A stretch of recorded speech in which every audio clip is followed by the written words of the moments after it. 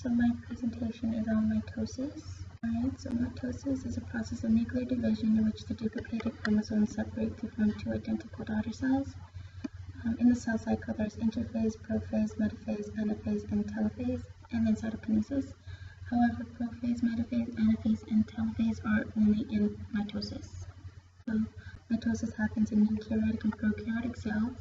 The goal is to generate identical daughter cells, and these cells can heal wounds, replace damaged cells, and grow from a single egg to an adult. Alright, so interphase.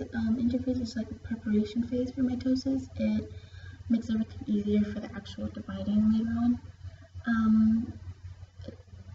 Interphase is 90% of the time for the cell cycle is completed in interphase. There's two different phases that make up interphase. There's gap 1 phase, synthesis phase, and gap 2. Okay, so in gap 1 phase, that's going to be the phase where everything grows and synthesizes. It's right after the cell's been divided. The cell can carry out its normal functions. The cell can last in this stage for a long time before it actually proceeds to dividing.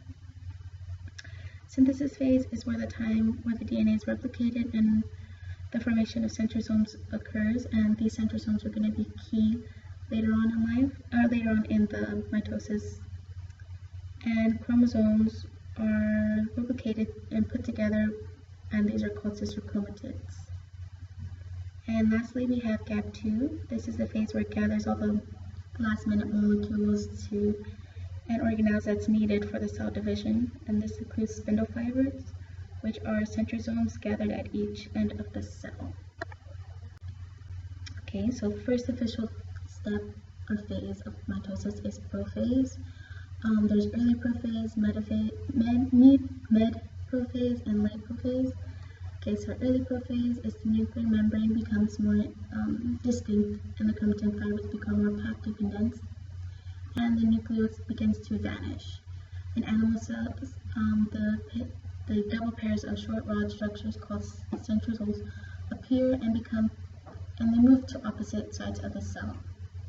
As you can see in the both pictures, you see those little rod shaped. They're going to start to move to polar ends of the cell.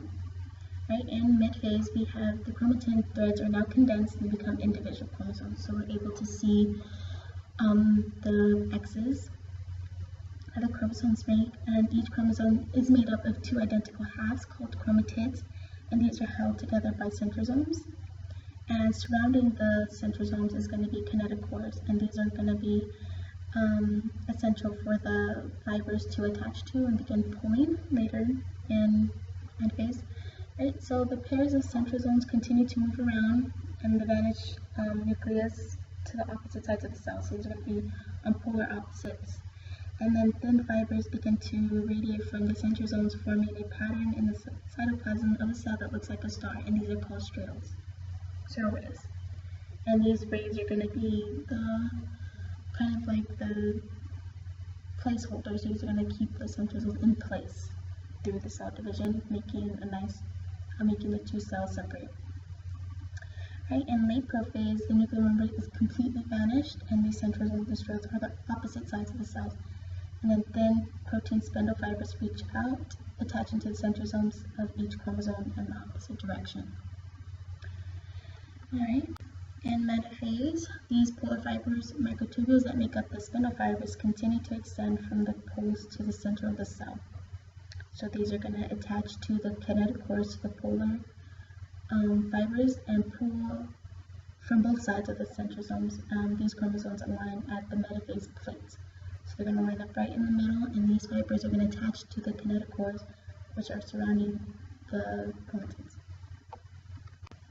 Right, so anaphase, these kinetochore microtubules shorten, separating them to the polar sides, making them sister chromatids, while the microtubules of the cell elongates. Right, so you're just going to look at it as tug of war. These microtubules are going to shorten and start pulling these chromosomes apart, making them sister chromatids.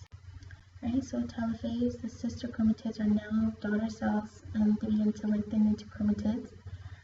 The nuclear membrane begins to form around each set of daughter chromosomes, and the cleavage route also begins to form. These are also called contractile rings. Right, so these are going to become their own cells. You can see them separating. And last, cytokinesis. This is the actual synthesis of new daughter cells. The cleavage furrow, which we saw in telophase, they begin to separate and divide into two. You can see them more pinching off, and these microtubules at the center begin to pinch off into two cells, making them completely different cells. And then after they pinch off into two, they'll go back into interphase and start the process all over again.